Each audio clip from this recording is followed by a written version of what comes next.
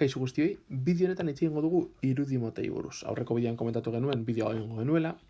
Goratzen bauzue, obiektu bat daukagu, pasatzen da leiar batetik, izpiak pasatzen direla nonbait iturri batetik datozen izpiak, obiektuaren kontra egiten dute talka, gero leiarretik pasatzen dira, eta izpi horiek berriz ere batzen diren lekuan irudia sortuko dute. Irudia motaz berdinetakoa izan daiteke, eta hiru ezaugarri bereiziko ditugu. Alde batetik ikusiko dugu irudia erreala edo virtuala den, edo bata edo bestea.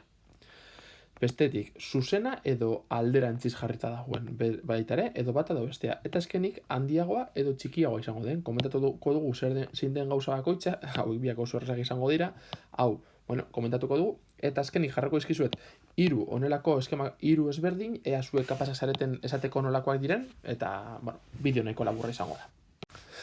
Hau utziko dugu azkenerako. Lehenik eta irudia zuzena edo alderantziz egon daiteke.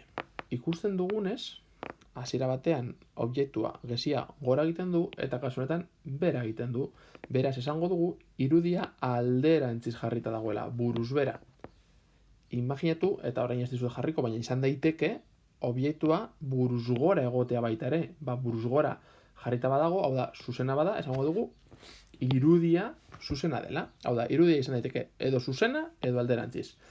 Objektuaren noranzko berdina badauka zuzena, objektuaren kontrako noranzko badauka alderantziz. Bestetik, irudia handiagoa edo txikiagoa izan daiteke objektuarekin konparatuz. Fijatzen bazarete, hemen ez da zonde ikusten, baina esan dezakegu gezi hau baino pizkat txikiagoa izan daitekela.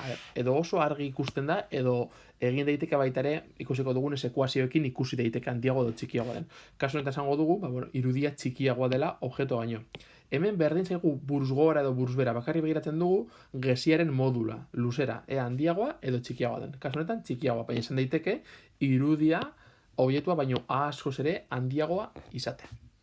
Eta azkenik sartu behar gara errealak eta virtualetan. Irudia izan daiteke edo erreala edo virtuala. Gehienetan erreala izango da. Kasu honetan erreala da, zergatik izpiak leku batean elkartzen dira eta puntu horretan, izpiak elkartzen diren leku horretan, irudia sortuko da. Izatez, imaginatu, hemen daukagula sagar bat. Hemen daukagula gure lente konvergentea, pasatzen dira izpiak, eta gu hemen jartzen badugu pantaila bat lortuko genuke ikustea irudia. Pantaila beste nonbaiten jartzen badugu, ez genuke ikusiko. Beraz, errealak askotan jartzen esaten da pantaila batean jaso daitezkeen irudiak. Eta esaten dezakezu, eta zergatik komentatzen diguzu hau, ariketetan gero, batzuetan esango dizuete, irudia pantaila batean jaso daiteke, edo ez, galdetzen dagoena da, irudia erreala da edo virtuala da. Erreala bada pantaila batean jaso daiteke, virtuala bada ezin daiteke pantaila batean jaso. Eta orduan zer izango da virtuala? Batzuetan izpiak ez dira elkartuko, eta justo kontrakoa, geroz eta urrunago ongo dira bata bestetik, orain jarriko dizuta dideat. Kasu horretan, begiratu beharrean izpiak, ikusiko dugu izpien luzapenak edo bere proiekzioak. Eta horiek bai lotuko dira. Beraz, horregatik jarri dut, kasu honetan, honek esan nahi duena da, izpiak nonbaiten elkartzen direla. Eta hemen puntutxoak, horrek esan nahi du, izpiak ez dira lotuko, baizik eta izpien luzapenak. Ikusiko dugu adibide batekin. Fijatu zaitezte, kasu honetan, jarraitzen dugu leiar konvergente izaten, hau da gure irudia, egiten dugu, infinitotik edo paralelo baden izpia, pasatu behar da F'-tik, irudi fokutik, eta zentro optikotik pasatzen den izpia, ez du inolako desbiderapenik, baina izpi hau eta izpi hau ez dira lotuko, zergaitik, geroz eta distantzia gehiago daukate haien artean, beraz, ikusten dugunez, izpi hauek ez dira lotuko. Orduan zer egin barko duguna?